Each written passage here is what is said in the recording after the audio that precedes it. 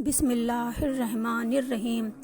حضرت be be Fatima رضی اللہ تعالی عنہ ام المومنین حضرت بی بی خدیجہ رضی اللہ عنہا کی آخری نشانی حضرت خاتون جنت بی بی فاطمہ ہیں۔ آپ 20 جمادی الثانی کو اعلان نبوت سے 5 سال پہلے مکہ میں پیدا ہوئیں۔ آپ تمام جنت کی عورتوں کی سردار ہیں۔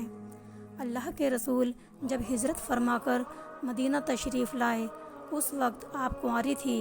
محرم 2 ہجری میں اللہ کے رسول نے اپنی چہیتی بیٹی کی شادی حضرت علی شیر خدا کے ساتھ کر دی۔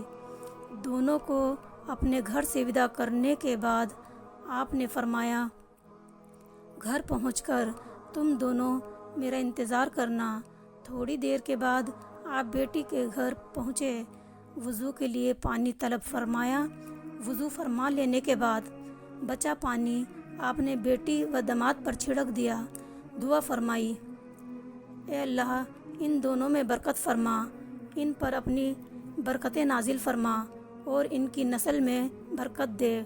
رخصتی کے وقت اللہ کے رسول نے اپنی بیٹی کو تحفے کے طور پر ایک تخت، ایک تکیہ جس کے اندر کھجور کی چھال بھری ہوئی تھی، ایک پیالہ، ایک مشک، 2 چکیاں، 2 گھڑے دیے تھے۔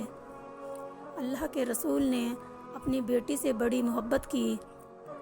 آپ فرمایا کرتے، فاطمہ میرے بدن کا ایک ٹکڑا ہے، جس نے اسے تکلیف پہنچائی اس نے مجھے تکلیف پہنچائی، جس نے اسے ناراض کیا اس نے مجھے ناراض کیا۔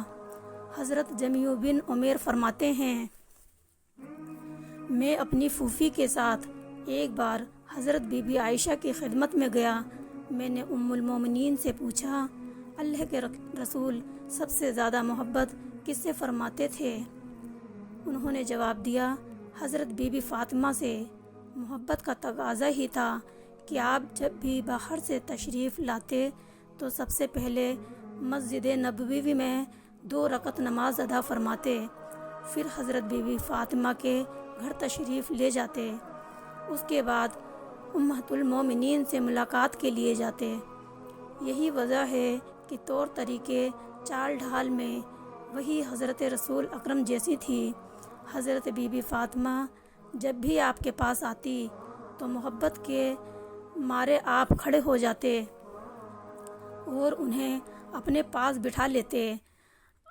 آپ کی گھریلو زندگی بڑی تنگی سے گزرتی تھی۔ آپ گھر کے سارے کام کاج خود کیا کرتی، بچوں کی پرورش، شوہر کی خدمت اور اللہ کی عبادت آپ کے روزانہ کے معمول تھے۔ رات کو گھر کے سارے کام کاج سے فارغ ہو کر جب آپ عبادت کے لیے کھڑی ہوتی تو کبھی کبھی ایسا ہوتا کہ ایک ہی سجدے میں فجر کی اذان کا وقت ہو جایا کرتا۔ آپ کی محنت و تکلیف کو دیکھ کر ایک دن حضرت علی شیر خدا نے آپ سے فرمایا، ان دنوں دربار رسول میں مال غنیمت کے ساتھ بہت سے قیدی بھی آئے ہیں، تم سرکار کے پاس جاؤ اور ایک خادم اپنے لیے بھی مانگ لاؤ تاکہ محنت مشقت کم ہو جائے۔ آپ شوہر کا حکم ٹال نہ سکی، چلی تو گئی لیکن شرم کے مارے کچھ کہہ نہ سکی، سلام کر کے واپس چلی آئیں۔ پھر دونوں دربار رسول میں حاضر ہوئے اور اپنی تکلیف بیان کی۔ آپ نے ان دونوں کے حالات سن کر فرمایا، بیٹی ابھی میں تمہیں کوئی خادم نہیں دے سکتا، ابھی مجھے صفہ والوں کے لیے کھانے پینے کا انتظام کرنا ہے، وہ سبھی بھوکے ہیں۔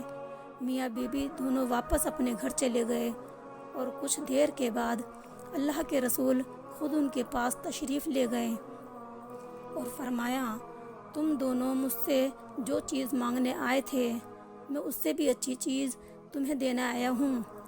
سنو، ہر نماز کے بعد 10 بار سبحان اللہ، الحمدللہ اور اللہ اکبر پڑھا کرو، اور سوتے وقت 33 بار سبحان اللہ، 33 بار الحمدللہ اور 34 بار اللہ اکبر پڑھ کر اپنے اوپر دم کر لیا کرو۔ حضرت رسول خدا کے پردہ فرمانے کے بعد آپ جدائی کا غم برداشت نہ کر سکیں اور 6 مہینے کے بعد ہی 29 سال کی عمر میں 3 رمضان 11 ہجری کو مدینہ شریف میں انتقال فرما گئیں۔ آپ کی وصیت کے مطابق آپ کو رات میں جنت البقیع میں دفن کر دیا گیا۔